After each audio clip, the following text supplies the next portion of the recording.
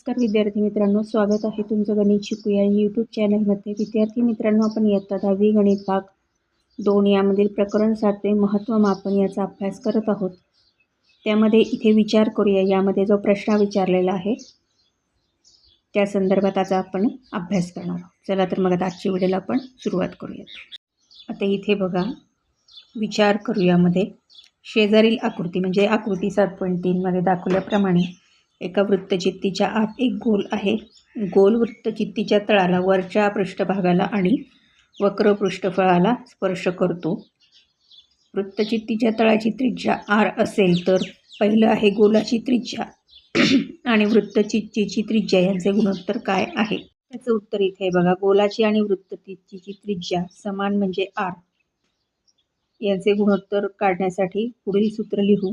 गोलाची त्रिज्या छेद वृत्तचित्तीची त्रिज्या बरोबर r/r बरोबर 1/1 म्हणजेच यांचं गुणोत्तर काय आलं, 1:1. वृत्तचित्तीचे वक्र पृष्ठफळ आणि गोलाचे वक्र पृष्ठफळ यांचं गुणोत्तर काय आहे. आता वृत्तचित्तीच्या वक्र पृष्ठफळाचे सूत्र म्हणजे 2πrh म्हणजेच 2 गुणिले h गुणिले त्रिज्या गुणिले उंची. गोलाच्या वक्र पृष्ठफळाचे सूत्र 4πr वर्ग म्हणजे 4 गुणिले पाय गुणिले त्रिज्येचा वर्ग. गुणोत्तर काढण्यासाठी दोघांना भाग देऊ. म्हणून आपण वृत्तचित्तीचे वक्र पृष्ठफळ छेद गोलाचे वक्र पृष्ठफळ छेद 2πrh छेद 4πr वर्ग h छेद 2r म्हणून h बरोबर 2r आपल्याला मिळालेलं आहे. म्हणून वृत्तचित्तीचे वक्र पृष्ठफळ छेद गोलाचे वक्र पृष्ठफळ h छेद 2r बरोबर 2r छेद 2r बरोबर 1:1. म्हणजेच आपण काय म्हणू शकतो, वृत्तचित्तीचे वक्र पृष्ठफळ आणि गोलाचे वक्र पृष्ठफळ यांचे गुणोत्तर 1:1 आहे. इथे ही कृती बघा, 7.4 7.5 7.6 ह्या ज्या आकृत्या आहेत त्या नीट बघा. त्या आकृत्यांमध्ये त्यांनी काय सांगितले की एक चेंडू आणि चेंडूच्या त्रिज्येएवढीच त्रिज्या असलेले एक चंचुपात्र घ्या. चंचुपात्राच्या व्यासा एवढ्या लांबीची एक कागदी पट्टी घ्या. तिच्या लांबीचे 3 समान भाग करणाऱ्या 2 रेघा पट्टीवर काढा. ती पट्टी चंचुपात्राला त्याच्या तळापासून उभी चिकटवा. चंचुपात्रात कागदी पट्टीच्या खालून पहिल्या भागापर्यंत पाणी भरा. नंतर चेंडू चंचुपात्रात तळाला टेकेपर्यंत सावकाश बसवा. चंचुपात्रातील पाण्याची पातळी कुठपर्यंत वाढली आहे ते पहा. मी ते वाचत गेले, माझ्या लक्षात नाही आलं की ते कॅमेऱ्यात येत नाही. तर पाण्याची पातळी कागदी पट्टीच्या पूर्ण उंचीपर्यंत आलेली दिसेल. या निरीक्षणावरून चेंडूच्या घनफळाचे सूत्र कसे मिळते हे समजून घ्या. चंचुपात्र वृत्तचित्ती आकाराचे आहे, म्हणून चंचुपात्राच्या 2r एवढ्या उंचीपर्यंतच्या भागाचे घनफळ वृत्तचित्तीच्या घनफळाच्या सूत्राने मिळेल. हे घनफळ v मानू.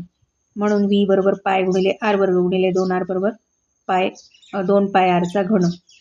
परंतु v बरोबर चेंडूचे घनफळ अधिक आधी भरलेल्या पाण्याचे घनफळ बरोबर चेंडूचे घनफळ अधिक 1/3 गुणिले 2πrचा घन.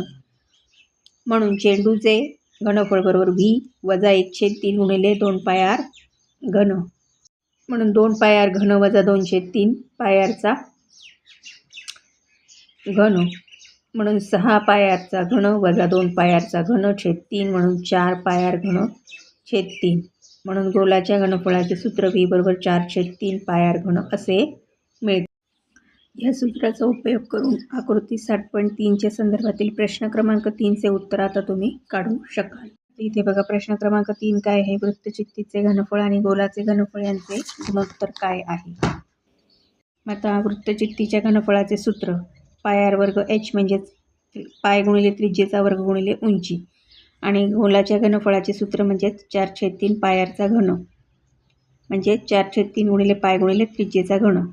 आता हे आपण काय केलं, वृत्तचित्तीचे घनफळ छेद गोलाचे घनफळ πrचा वर्ग छेद 4/3 πrचा घन. मग आता इथे पाय गेले, r वर्ग h छेद 4/3 rचा घन म्हणून r वर्ग यामध्ये 2r छेद 4/3 गुणिले rचा घन. हा hच्या जागी आपण काय केलं, 2r घेतला. आता 2rचा घन छेद 4/3 गुणिले rचा घन बरोबर 3/4 गुणिले 2rचा घन छेद 4rचा घन. यामध्ये ह्या किमती ठेवल्या, इथे व्यस्त प्रमाण करून घेतलं, इथे किमती ठेवल्या आणि उत्तर काढलं 3/2 म्हणून वृत्तचित्तीचे घनफळ आणि गोलाचे घनफळ यांचे गुणोत्तर 3:2 आहे.